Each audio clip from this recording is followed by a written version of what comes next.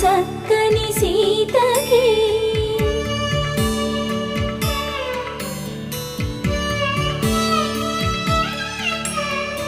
ఎర్ర జాబిలి చేయి రాముడేడని అడుగుతుంటే చూడలేదని పెదవి చెప్పే చెప్పలేమని కనులు చెప్పే నల్ల పూసైనా